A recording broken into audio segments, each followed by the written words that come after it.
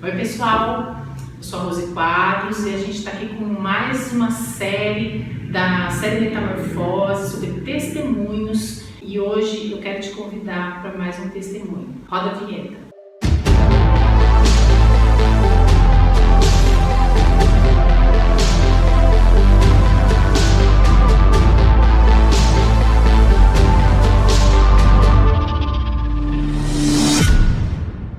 Quero já pedir para você deixar o seu like, ter um alcance maior, mais pessoas possam ouvir esse testemunho, tá? Eu queria começar lendo só um versículo aqui para vocês, que está no Salmo 139, que é o versículo 14, que diz assim: graças te dou pela maneira extraordinária como eu fui criado, pois tu és tremendo e maravilhoso. Sim, a minha alma o sabe muito bem. Meus ossos não te eram encobertos quando fui formado ocultamente e tecido nas profundezas da terra. Teus olhos viram meu embrião e em teu livro foram escritos e registrados todos os meus dias, pré-fixados antes que nenhum deles ainda havia. Ó Deus, como são complexos e preciosos para mim os teus pensamentos e quão vastos e profundos os teus conhecimentos. E eu tô aqui com o Lucas e você vai entender porque eu li esse salmo, esses versículos, né? Ele tem um pouco a ver com a história do Lucas, que ele veio aqui para compartilhar com a gente. Ele veio aqui para abrir o coração aqui, contar a história dele. E eu tenho certeza que a história dele vai edificar a tua vida, né? E de repente você vai se identificar, você vai ou conhece alguém que se identifica com esse testemunho e que isso aí possa trazer aí uma perspectiva nova de vida para vocês. Beleza? Galera, tudo bem? Quem não me conhece, eu sou o Lucas, sou casado com a Marcele, tenho 2 filhos, são as joias que Deus me entregou. Mas antes de tudo acontecer isso, né, a gente passou por processos desde nascença que Deus já tinha escrito a minha história, mas eu não sabia. Então vou começar falando como começou. Começou que eu fui achado numa caixa de papelão na frente de um órgão, lá no Bela Vista. A pessoa que me deixou com uma lata de leite. Eu fui achado na rua mesmo, do lado de uma lixeira, e aí me recolheram para dentro. Eu acredito que uns 3 meses. Tanto é que os meus pais, eles não sabem, eu posso ter 6 meses para mais ou 6 meses para menos. Porque a gente não tem essa proporção, fez uma parte óssea para saber, mas não sabe se é para mais ou para menos. Eu acredito que é para menos, né? E aí eu estava com sarna, eu estava com desnutrido, eu tive uma série as pessoas de lá falavam que eu não ia sobreviver, e aí eu fui pego por uma amiga da minha mãe hoje, eu não vou citar muito o nome, tá? E ela me pegou para colher, igual a gente faz. Existem lugares que cuidam dessas crianças, até hoje tem. Até elas serem adotadas, né? Até ser adotadas, ou ela arca com um tratamento, ou ela, quando a criança já é mais velha, ela passa o Natal, passar as coisas com a criança e tal. No meu caso, eu era neném, então essa pessoa que me pegou, ela me pegou para cuidar. Só que as pessoas lá do local falaram que se eu não tivesse um cuidado especial, eu não teria chance de vida. E aí essa pessoa me levou para casa dela, só que o marido dela não queria, porque ela já tinha filhos. E aí ela lembrou da minha mãe e ligou para minha mãe também. No começo comia assim, porque minha mãe e meu pai, eles já tinham adotado o meu irmão também é adotado. E aí nessa situação, ela tinha uma viagem marcada e ela falou: mas eu tenho uma viagem marcada, não vai dar para ficar. Nisso uma amiga dela, outra amiga, falou assim: eu fico com eles até você voltar. Então eu acredito que Deus já estava movendo todas as situações para que eu realmente ficasse nesse lar, que eu sou muito amado, muito acolhido. E aí eles voltaram dessa viagem, foram fazer aqui em Bauru. Ninguém soube fazer os tratamentos, me levou para muitos médicos, ninguém conseguia. E uma amiga da minha mãe de São Paulo falou de um professor dela que achava que podia saber a cura disso tudo. e aí eu tinha muita diarreia. Eu comia e vomitava. Eu comia e tinha diarreia. E nisso eu ficava desnutrido, com sarna, e minha mãe fala que assim, o mais bonito dela, desde quando ela me viu lá nesse lugar é que eu estava tudo cagado, ela falava essa palavra, cagado, eu estava desnutrido, com uma barriga de verme, mas eu sempre estava sorrindo. Então ela falava assim, cara, você chegava lá, tudo arrebentado, tudo cagado, porque as fraldas suas, as fraldas que eu usava, a menor que tinha não dava, de tão pequena que eu tinha, vazava pela lateral. Então ela falava assim, eu chegava lá, cara, e você é todo sorridente, com tudo aquilo que estava passando, isso me deu algo que cresceu em ver você nessa situação de poder ajudar. E aí nós fomos para São Paulo, descobriram que eu tinha colo irritável. E aí, então o que comia saía. Aí me deram, eu lembro, isso, ter noção, era mesa, eu lembro do gosto, era margarina, manteiga com açúcar. Eu tinha, e ovo, tinha negócio. E aí eu tinha que comer isso daí, minha mãe tinha que dar, e isso, cara, literalmente cortou essa diarreia. Ninguém consegue, eles sabem, entendeu por quê. E literalmente fez toda a diferença. Aí vim pra cá, começou a me alimentar e tal. E aí, cara, seguiu a vida e foi um processo bem... porque como eu fui achado na rua, então teve uma investigação para saber o que realmente tinha acontecido.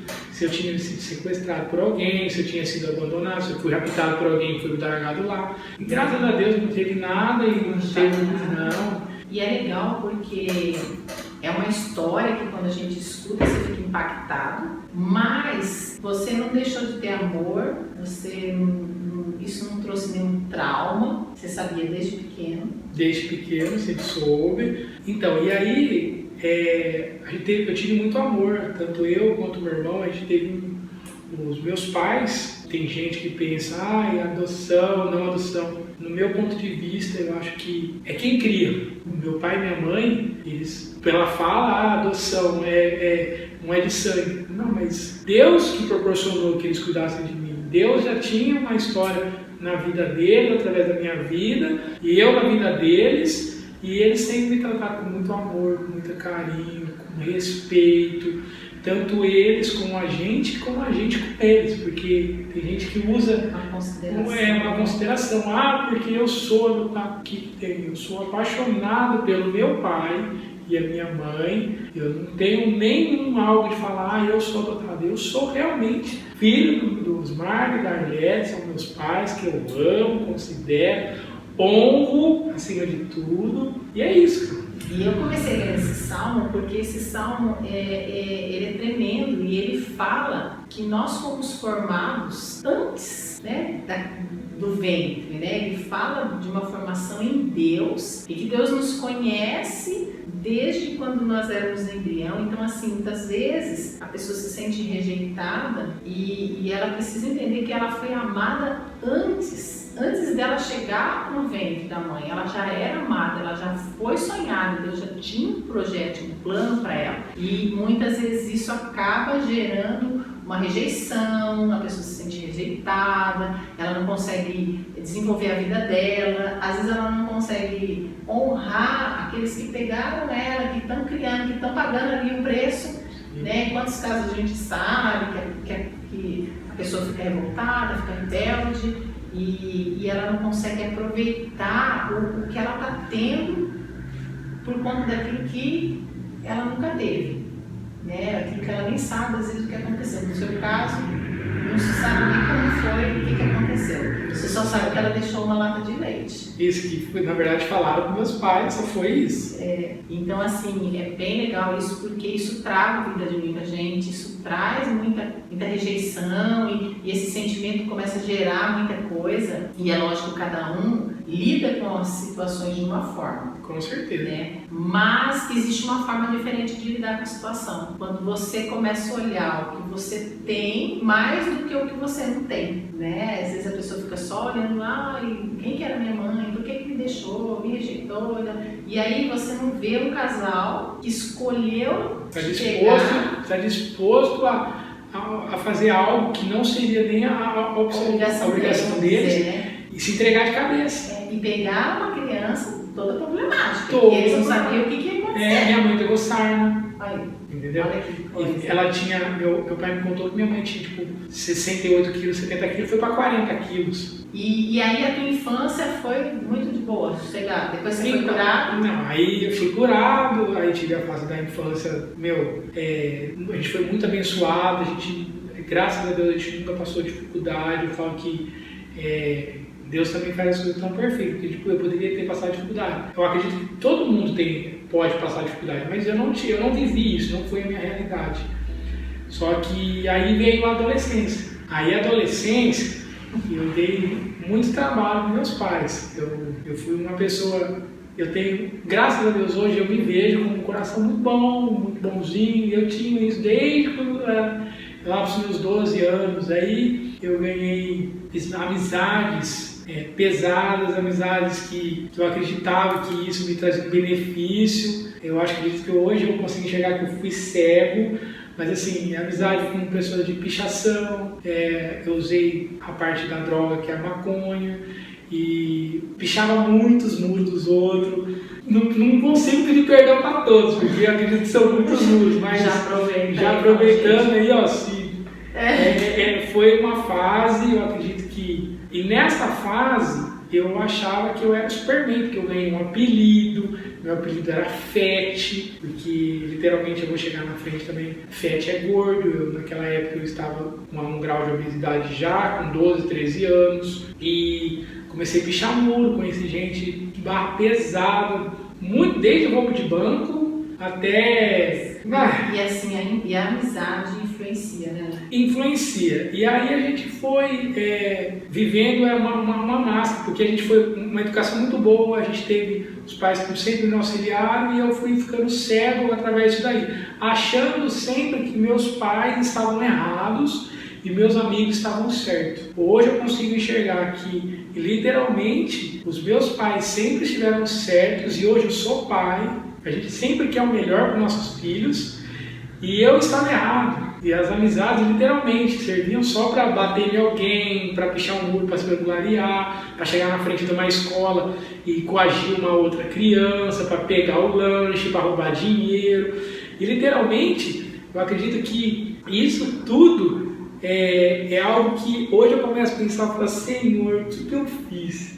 E eu peço perdão para Deus todo, e na verdade eu já entreguei isso para Deus, Ele pôs onde Ele quis, mas assim, é algo que a gente fica questionando, falando, nossa Deus, como que eu tive a coragem? Mas não o inimigo ele é muito sujo, hoje eu consigo enxergar disso. E aí, literalmente, aquelas amizades que eu tinha, muitos estão presos, muitos estão em clínica de reabilitação, muitos estão mortos, e realmente, aqueles que eu tenho contato até hoje, lógico, teve um processo, eu tive que, principalmente no Salmos 1, me afastar, teve um processo meu, e hoje eu consigo falar do amor de Jesus para muitos deles, muitos retornaram, falei do amor de Jesus e retornaram às igrejas que estavam indo, mas muitos estão na vida ainda, e aí você vê que às vezes procuram a gente para, minha vida não anda, aí você vem e fala um testemunho, não precisa ficar, você fala o seu testemunho para a pessoa. E literalmente, cara, minha adolescência foi uma adolescência muito, eu falo triste, pelas tristezas que eu dei para meus pais, não para mim, porque a tristeza para eles é você ser preso. Eu não fui literalmente preso, eu fiquei 5 dias, 10 dias preso, mas eu tive que ficar um dia, porque me pegaram na madrugada, então eu fiquei na delegacia no fórum de um dia para o outro, e recebi um oficial de justiça em casa. Mas é seu pai, meu pai é professor, minha mãe é professora, e tem literalmente um juiz olhar na cara do seu pai e falar, olha, o senhor não soube educar seu filho. Para mim, eu acho que ele diz que para mim foi um tapa na cara, mas deve ter doído muito mais dele do que em mim. Mas foi aonde que eu comecei a ver, tem gente que aprende por amor, tem gente que aprende pela dor, e eu fui pela dor. E literalmente, eu agradeço ter vivido isso, eu não posso falar, porque eu acho que acredito que eu amadureci, eu consigo hoje ajudar pessoas através disso. Mas muita gente não consegue sair. Muita gente não porque consegue você sair. Fala assim, eu já ouvi muitas vezes a pessoa falar assim, é uma fase, todo adolescente passa por essa fase, mas o problema é a consequência dessa fase que muitas vezes você leva pro resto da sua vida. Tem muita coisa que não tem conserto. Como as drogas. Eu, fora a adolescência, depois teve a faculdade. Na faculdade eu conheci o anabolizante. O anabolizante me trouxe consequências. Uma foi a queda de cabelo. eu tô brincando, mas a gente fala de uma consequência.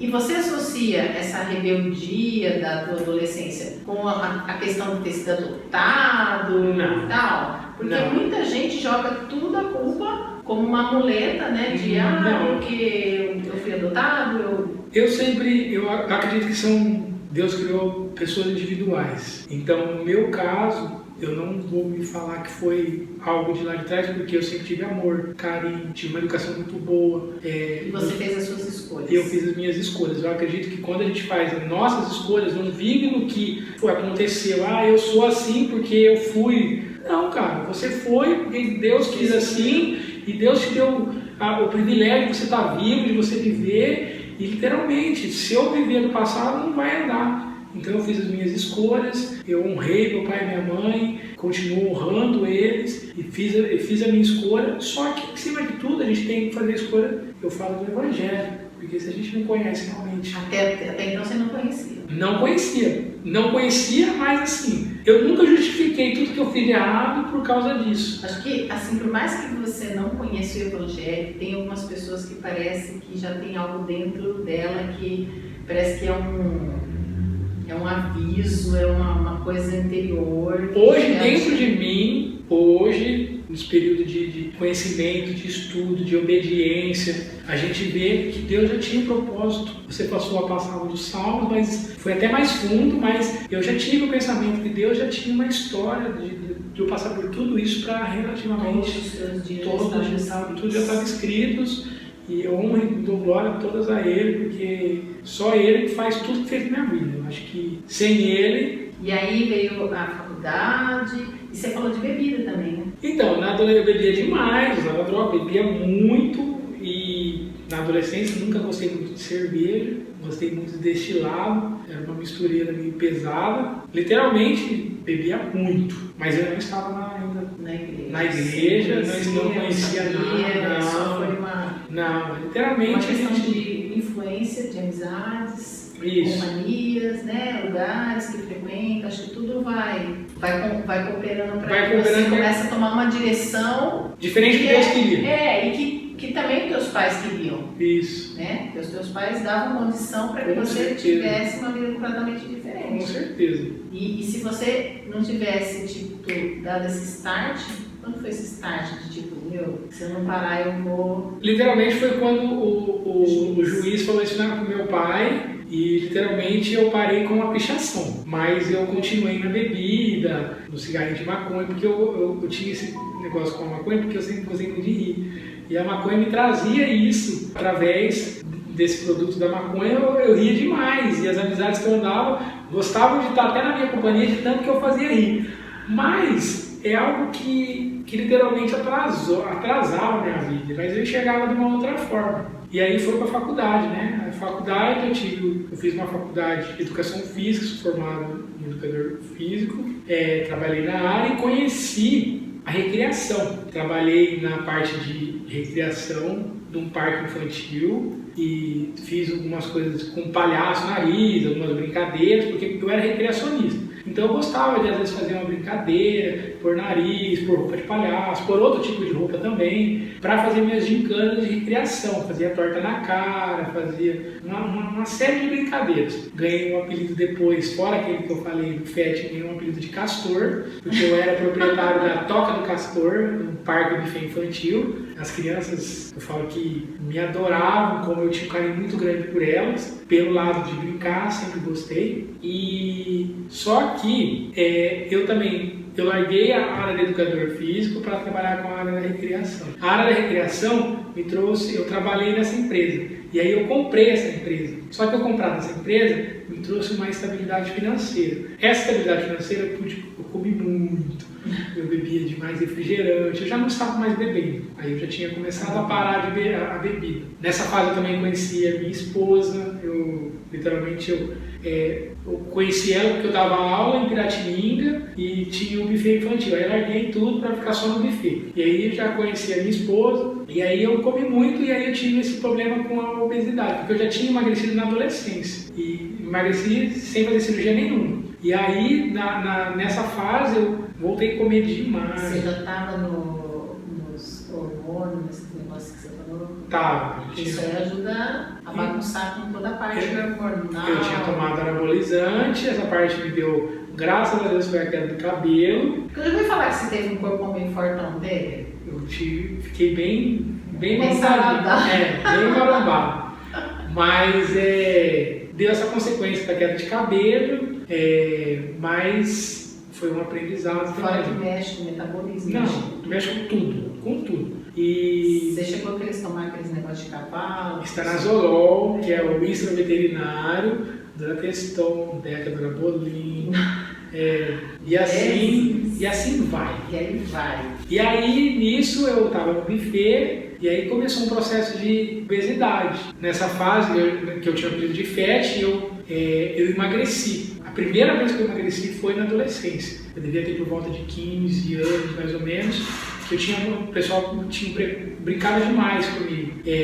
O gordão, olha aí o peitudo, olha não sei o quê. E isso me constrangeu. E eu emagreci sem cirurgia, sem nada, focado, e consegui perder por volta dos 40 quilos na época. Aí sobrou muita pele, aí eu fiz a ginecomastia e a abdoplastia, que é para tirar a pele do abdômen e a pele do peito, dos seios. E nisso daí, aí eu voltei, eu fui fazer a faculdade, aí eu já estava com o corpo melhor por causa da cirurgia e tal, mas não estava ainda com o corpo definido, nada. Aí eu fui fazer a faculdade me deu uma base, foi onde eu usei os anabolizantes, fiquei com o corpo.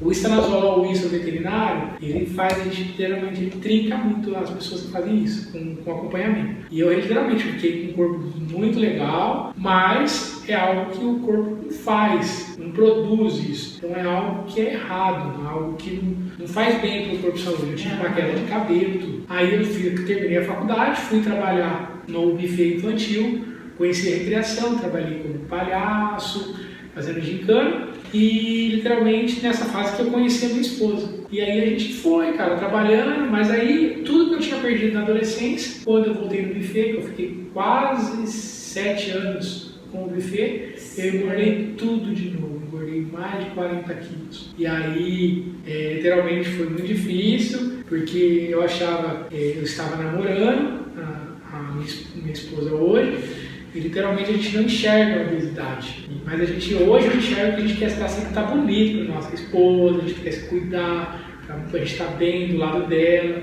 Hoje eu enxergo isso. Literalmente eu estava namorando, então para mim estava muito fofo. Sabe o que eu falo? Eu falo que a gente não se enxerga no espelho. Não se enxerga. A gente se vê quando você tira uma foto. Aí você vai olhar a foto e fala, meu Deus, como eu engordei. Mas você olha no espelho todo dia e você parece que não se vê. Não, você não se vê. Eu literalmente já tinha perdido uns 10 quilos na época.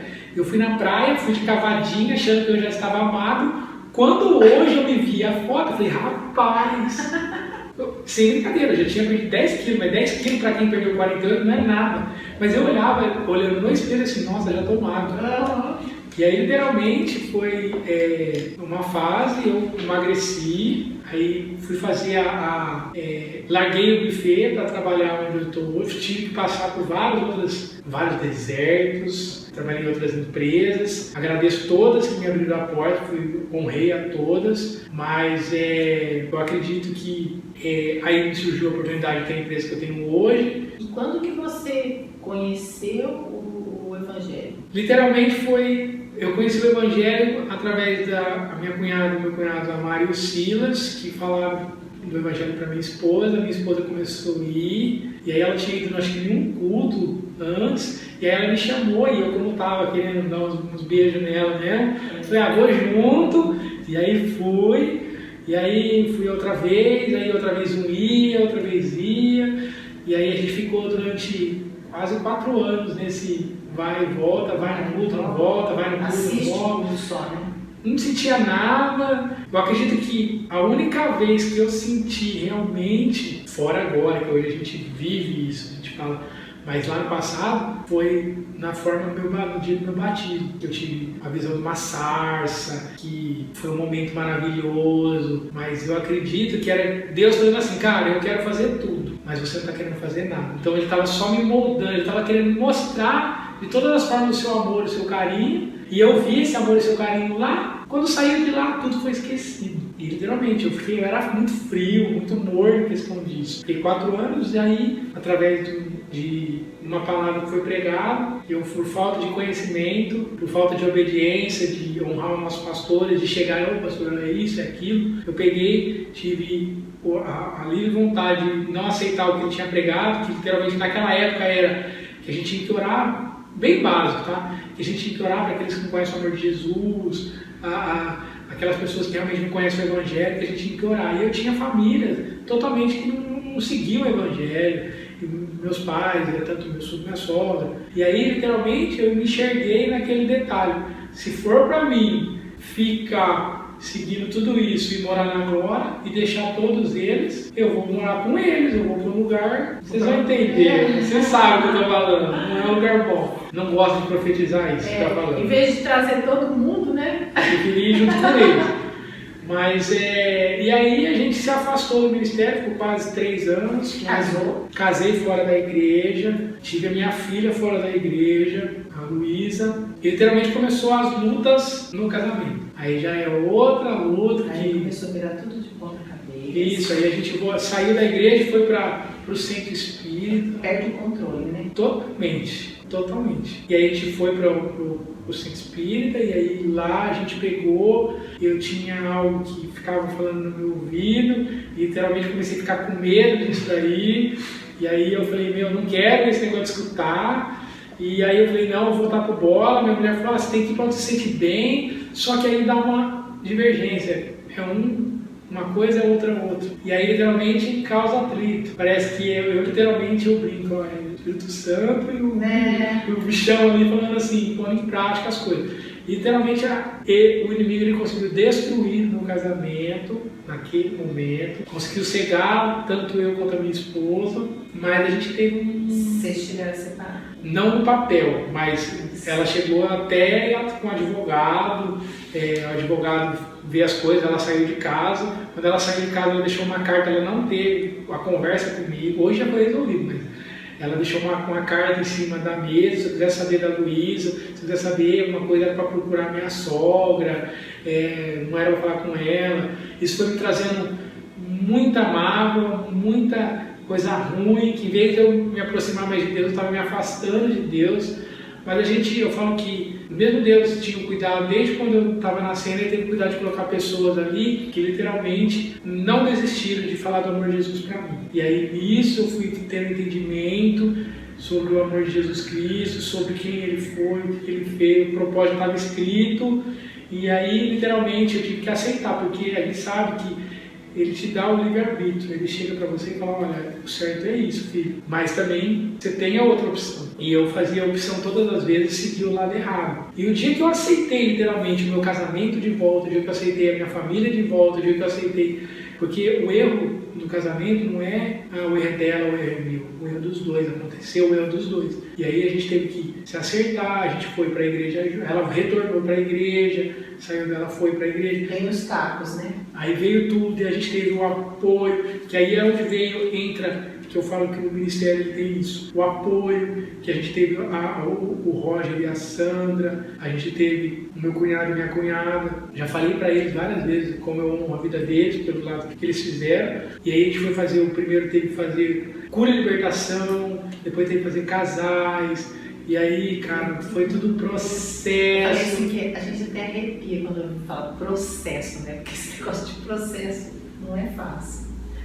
É um processo. Mas eu acredito que... é o que forma o caráter, é o que forja, é o que... Eu acredito que o processo, ele existe no final a sentença.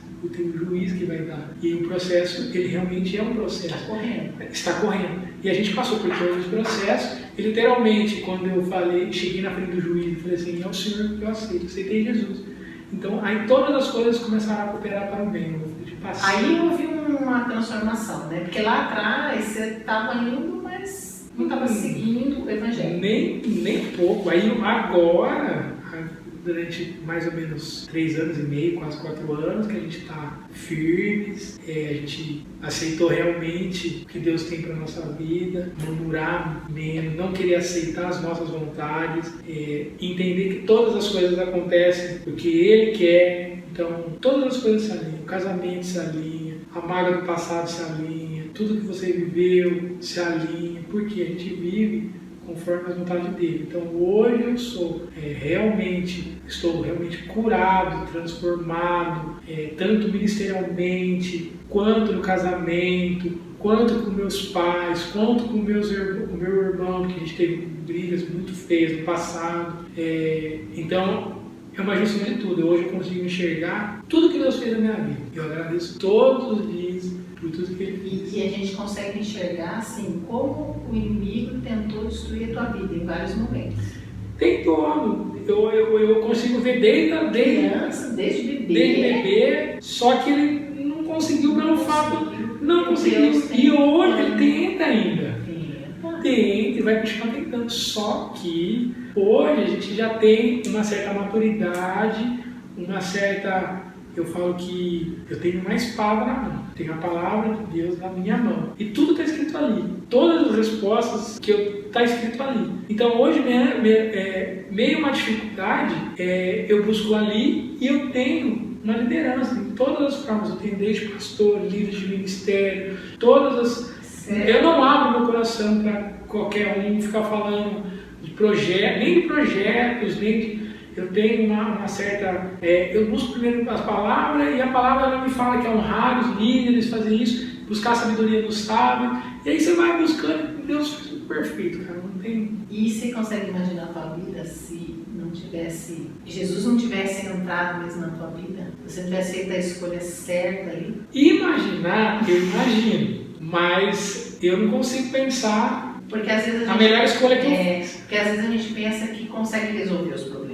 A pessoa, muitas vezes você fala de Jesus, você fala da palavra, e a pessoa fala, não, está tudo sob controle, eu consigo resolver, casamento, mulher vai uma, vem outra, está muito prático para as pessoas, né? Elas, a gente arruma outra e tal, e não é assim, né? Porque é muito mais fácil você fugir de um problema do que você resolver, você assumir a tua parte do erro, de você pedir perdão, de você perdoar, né? É mais fácil eu descartar e começar um novo relacionamento. Porque aí acha que vai ser diferente, né? E acaba que vai ter problemas também. Com certeza. Você vai estar sempre fugindo dos problemas sem resolver os problemas. Eu acredito que a gente tem que resolver todos os problemas. Se a gente aprender a resolver todos os nossos problemas, desde o passado e o presente, a gente amadurece. E aí o amadurecimento acontece isso, cara. A gente começa a entender que não precisa ficar justificando as coisas de trás. Viva hoje, errou, pede perdão. Primeiramente eu oro para Deus e falo, Senhor, me perdoa pelo meu pecado. E literalmente não... E uma coisa que eu sempre falo, o erro não justifica. Você errar uma vez não justifica que você tem que ficar errando de novo. Então você errou uma vez, você pode errar. Mas literalmente no seu coração você sabe se você errou, não errou, ou você vai ficar dando desculpa. Então eu acredito que hoje eu não consigo imaginar minha vida sem Jesus. Não consigo imaginar. Não quero nem pensar, porque é algo que Ele fez. Não porque Ele me trouxe benefícios, não porque Ele restaurou meu casamento, não porque Ele já tinha escrito que meu casamento ia ser abençoado, que eu tinha que ter 2 filhos, Ele já tinha tudo. Mas sim porque o preço já foi pago por tudo que eu fiz de errado. Antes, já morreu para perdoar meus pecados. Então eu já sei disso. Mas tem gente que usa isso como desculpa. Tem pessoas que usam porque sabe que Jesus morreu para perdoar os pecados. Então eu vou pecar. Então eu vou...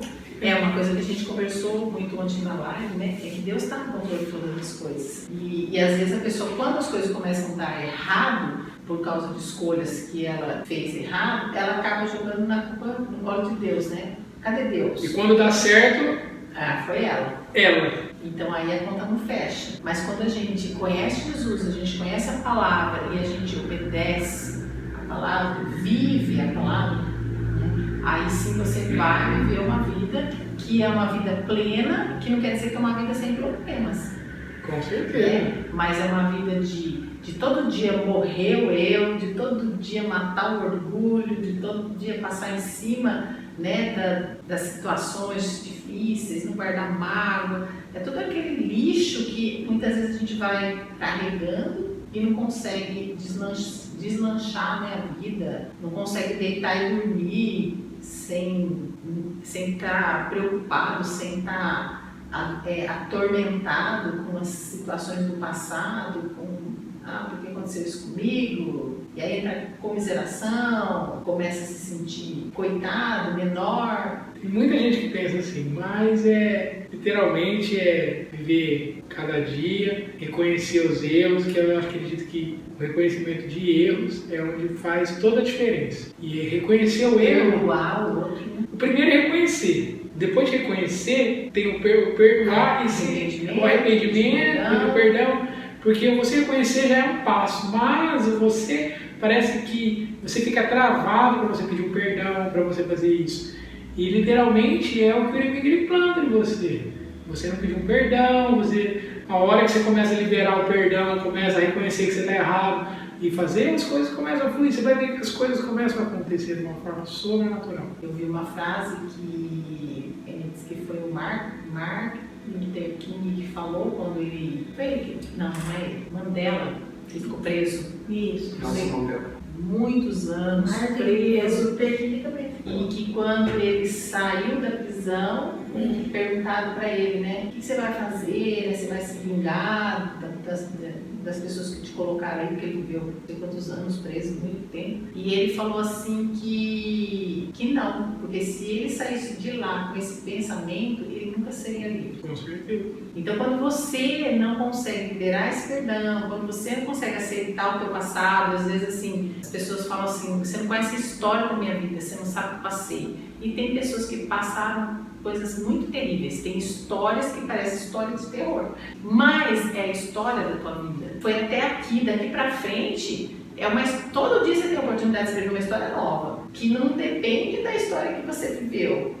Né? Eu acho que assim vai depender da maneira como você vai enxergar, da perspectiva que você vai ter das coisas, né? Vai depender de onde você vai buscar auxílio, se você vai buscar na palavra ou se você vai buscar no mundo, nas pessoas, que é um sistema totalmente contrário ao que é a palavra, contrário à família, contrário a pedir perdão, contrário a segunda chance, né? E tudo isso que a palavra ensina. Então, isso vai acabar travando a vida da pessoa, ela nunca consegue, ela está sempre presa, ela sempre é prisioneira. E aí você vai falar de Jesus para a pessoa muitas vezes ela fala, mas se eu for para a igreja eu vou ter que deixar de fazer um monte de coisa, e eu sou livre, eu gosto de fazer o que eu quero, e na verdade não, você é preso, não consegue fazer tudo o que você quer, o que você não quer você faz, e quando você aceita Jesus, ele fala que você pode fazer todas as coisas, só que daí você não quer, você escolhe o que você vai fazer. E antes você não tem essa escolha, porque o escravo ele não tem escolha.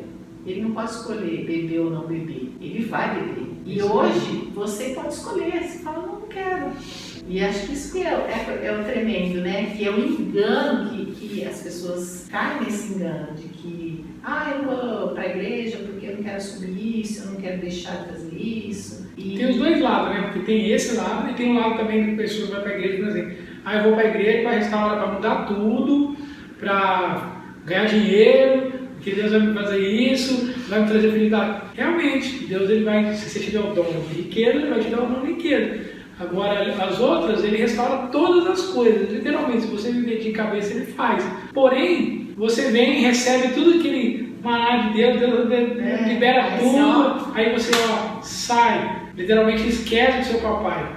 E aí, o que acontece? Eu falo que existem esses dois lados. Aqueles que não vão na igreja, não frequentam o ministério, literalmente, porque não querem viver as coisas que o mundo oferece. E, literalmente, a palavra fala que a gente tem que se afastar das coisas que fazem mal. Ponto. E as outras... Quem é amigo do mundo não é amigo de Deus. Sim, não tem meio termo. E aí, a gente vai e pega aqueles que também escolheram as escolhas erradas, não quiseram ir. Aí ficaram. Aí tiveram um monte de problema. Aí eles falam, eu vou, porque agora eu estou com problema. Aí vai para lá. Aí Deus, cara, como Ele é bondoso, Ele é amoroso, Ele é lindo. Ele pega, restaura, muda, transforma. Um processo, não é da dia para a noite. Você buscando. O que acontece? Pega e se afasta. Ele muda todas as coisas e você se afasta do papai. E aí o que acontece? Literalmente as coisas voltam para trás. E aí começa uma outra condenação.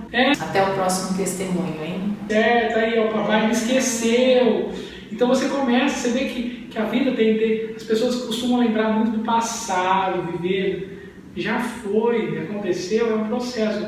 Eu estava lá com o papai, lá restaurou tudo, se afastou, aconteceu tudo de novo, cara, volta de novo, pede perdão, muda, entende que realmente é isso. Agora as pessoas vão, procuram na hora do problema, o papai restaura e pega, volta para o mundo e fica nessa... Porque o processo que a gente falou, ele é um processo que vai envolver renúncia, que vai envolver mudança de vida, né? Vai envolver mudança de atitudes, de amizades. Com certeza. De tudo. E não é fácil, porque a gente vai contra a vontade, né? E o mundo te julga, aponta, porque a gente se torna, parece um bebê, cara.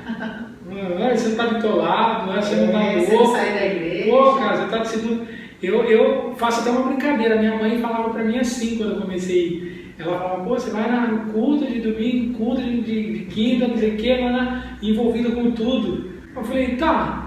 Então tá bom, eu vou no culto de tal dia, aí no outro dia eu vou pro bar, aí no outro dia eu volto pro culto, no outro dia eu saio com meus amigos pro bar de novo. Não, meu filho. Então, literalmente. E hoje eu vejo como minha mãe hoje fala, nossa, como foi bom. Mas no começo as pessoas elas te julgam, até a própria família, ela pega, pô, você não tá indo demais na igreja, aí começa a entrar sobre o dízimo, sobre oferta, e as pessoas, pô, você tá dando dinheiro para pastor?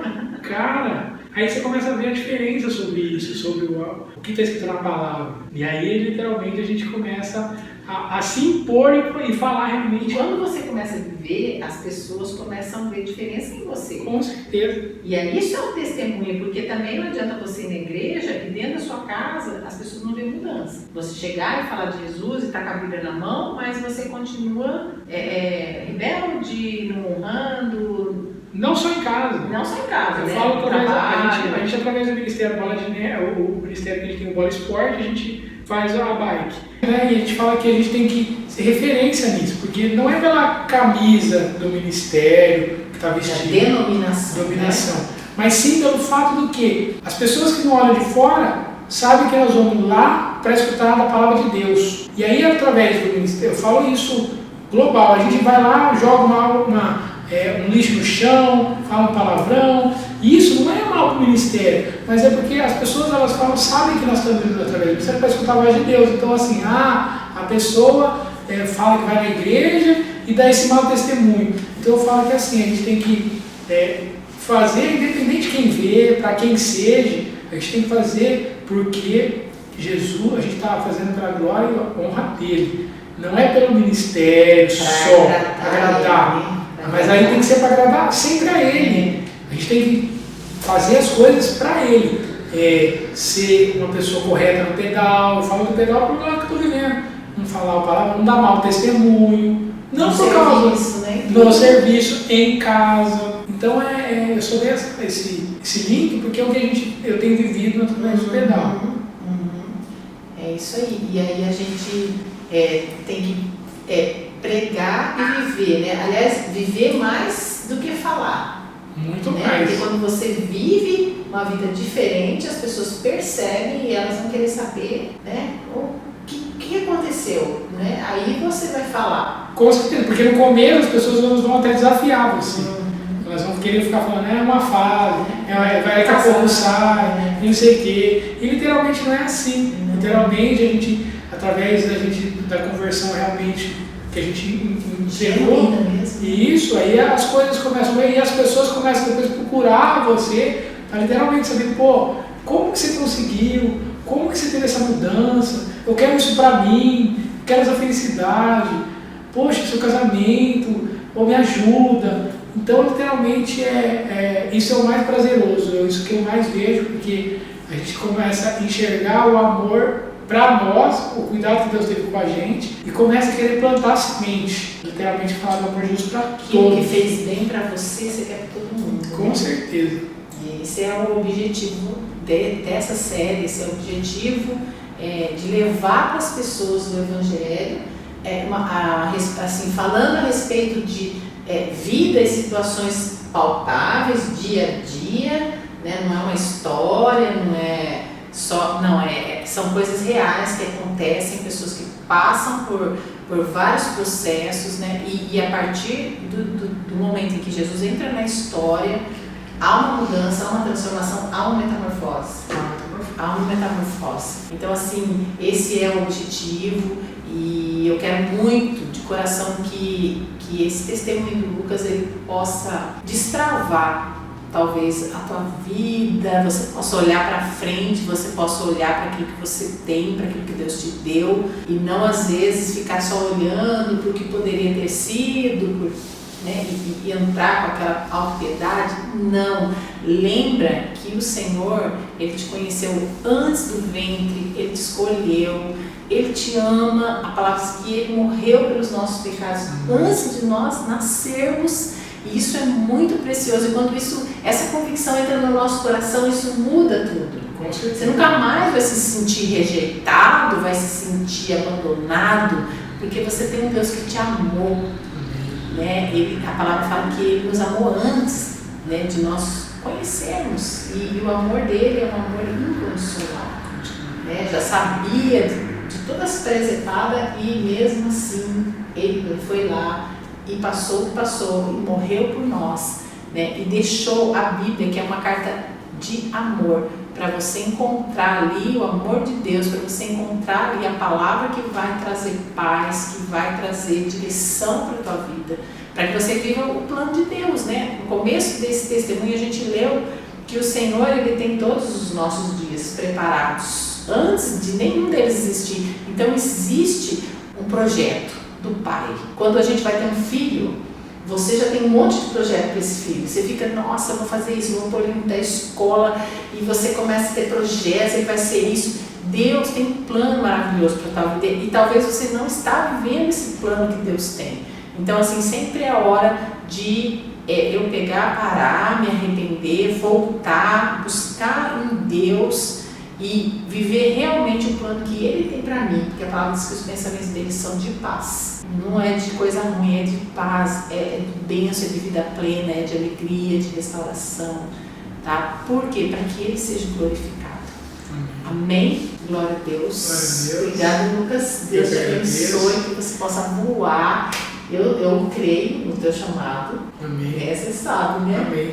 E eu creio. Que seja plantado. Isso vai ser semente de Jesus. Semente no coração de muitos, que outras pessoas possam vir da mesma forma que a gente tem vindo.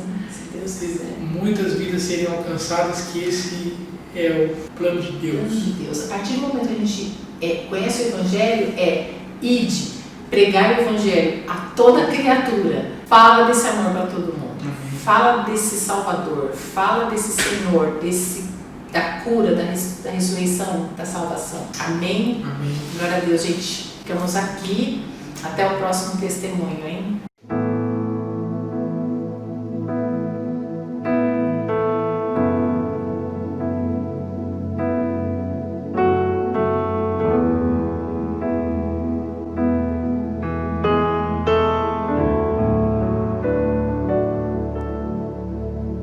Se a vida fosse fácil como a gente quer, se o futuro a gente pudesse prever, eu estaria agora tomando um café, sentado com os amigos em frente à TV.